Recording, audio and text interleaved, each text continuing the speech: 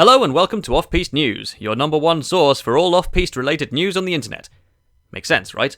Would be kind of weird if we were the number 8 source. Now, being a 90s kid with a similar mental capacity in 2016 to that which I had in 1998, I, like many other such people, am incredibly excited for the brand new 7th generation Pokémon games, Pokémon Sun and Pokémon Moon, which are due to be released this November.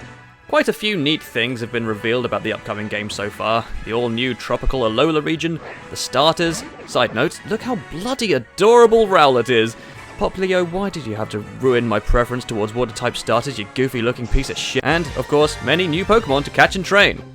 However, one feature to be implemented, which has been the topic of much heated debate between sides, is the introduction of so-called Alolan Forms, which are pre-existing Pokémon that have adapted to the climates of this new region in the Pokémon world in ways that deviate from their classically existing forms.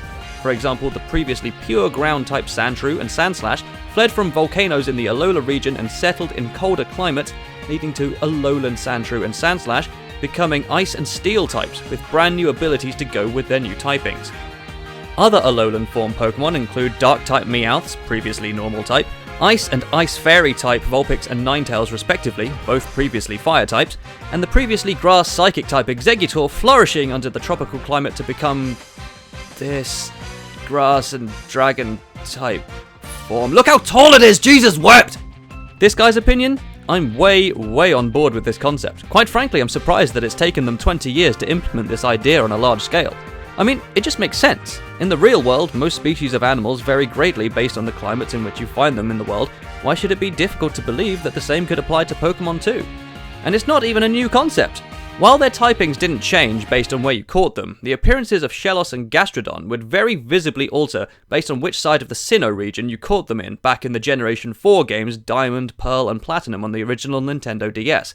So these Alolan forms are really just the natural next step for this concept, with the addition of altered typings and abilities to complement the new regional appearances. Plus, as an added bonus, it's going to boon some new life and usage into some of these older Pokémon. While some people, like yours truly, are absolute masters and have caught every Pokémon released to date, that doesn't necessarily mean that you're going to use all of them regularly, due to the very understandable power creep that emerges in games such as Pokémon, with more powerful Pokémon being introduced in newer generations, leaving older Pokémon in the competitive dust.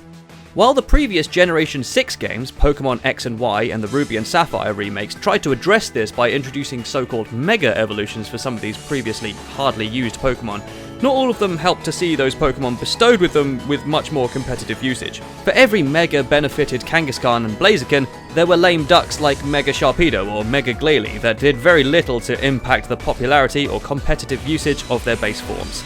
Of course, that's not to say that some of these Alolan forms, both revealed and yet to be revealed, won't be potential stinkers competitively, but when was the last time people got excited talking about Sandslash or Exeggutor? And besides, I find the concept of Pokémon being granted new forms and abilities based on where they're found and captured much more world-building and deepening than your typical "stones made it happen" method anyway. But that's just this Pokemaniac's opinion. What do you think? Are you excited for the new games? Do you like the Alolan forms? Do you like the new Pokémon? Do you, like me, plan on using the new Spectral Sandcastle Palisand, which led to legitimate artwork on the official Pokémon website of a Pikachu being devoured and killed? Let us know in the comments or on our Facebook or Twitter accounts, and we'll see you next time for more Off Piste news. Thanks for listening.